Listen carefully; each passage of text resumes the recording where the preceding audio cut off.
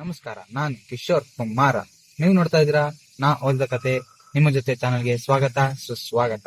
ಇವತ್ತಿನ ಟಾಪಿಕ್ ಏನಪ್ಪಾ ಅಂತಂದ್ರೆ ಗಾಂಧಾರಿ ದುರ್ಯೋಧನನ್ನ ಮೈ ಮುಟ್ಟಿ ವಜ್ರಕಾಯ ಮಾಡಿದ ಕತೆ. ನಿಮ್ಗೆಲ್ಲ ಗೊತ್ತಲ್ವಾ? ಇದೇ ತರಹದ ಕತೆ ಗ್ರೀಕ್ ಪುರಾಣದಲ್ಲೂ ಇದೆ. ಆ ಕತೆನೇ ಇವತ್ತು ನಿಮಗೆ ಹೇಳಕೊಟ್ಟಿರೋದು. ಗಾಂಧಾರಿ ಮುಟ್ಟದೇ ಇರೋ ತೊಡೆಯ ಭಾಗ ದುರ್ಯೋಧನನ ವೀಕ್ನೆಸ್ ಆಯ್ತು. ಭೀಮ ಆ ತೊಡೆಗೆ ಒಡೆದು ದುರ್ಯೋಧನನ್ನು ಕೊಂದ. ಇದೇ ತರಹದ ಕತೆ ಗ್ರೀಕ್ ಪುರಾಣದಲ್ಲೂ ಇದೆ ಎನ್ನುವುದೇ ನನಗೆ ಆಶ್ಚರ್ಯ. ಅಖಿಲೀಸ್ ಅಂತೊಬ್ಬ ಮಹಾವೀರ ಇದ್ದ. ಅವನ್ ಚಿಕ್ಕವನಿದ್ದಾಗ ಅವರಮ್ಮ ಅವನ್ನ ಪವಿತ್ರ ನೀರಲ್ಲಿ ಅದ್ದಿದ್ಲಂತೆ. ನೀರಲ್ಲಿ ನೆಂದ ಮಗುವಿನ ದೇಹವೆಲ್ಲ ವಜ್ರಕಾಯವಾಯಿತು.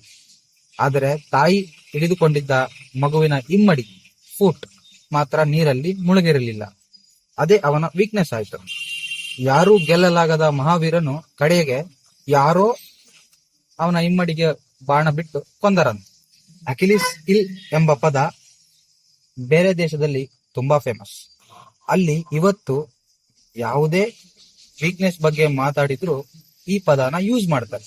ಆದರೆ ಅಖಿಲೀಸ್ ಇಮ್ಮಡಿಗೆ ಬಂದ ಈ ಭಾಗ್ಯ ನಮ್ಮ ದುರ್ಯೋಧನನ ತೊಡೆಗೆ ಬರಲಿಲ್ಲ.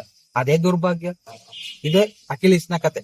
ನನ್ನ ಪ್ರಕಾರ ಆ ಪದ ಫೇಮಸ್ ಆಗೋದು ಆಗದೆ ಇರೋದು ಮುಖ್ಯವಲ್ಲ. ಈ ಕಥೆಯ ಉದ್ದೇಶ ಅರ್ಥ ಆಗೋದೇ ಮುಖ್ಯ. ಅರ್ಥ ಆಯ್ತು ಅಂದ್ಕೊಂಡಿದೀನಿ. ಇಷ್ಟ ಆದ್ರೆ ಲೈಕ್ ಮಾಡಿ, ಇಷ್ಟಪಟ್ಟು ಶೇರ್ ಮಾಡಿ. ಇನ್ನಷ್ಟು ವಿಡಿಯೋಗಳು ಬೇಕು ಅಂದ್ರೆ ಸಬ್ಸ್ಕ್ರೈಬ್ ಮಾಡಿ. Thank you.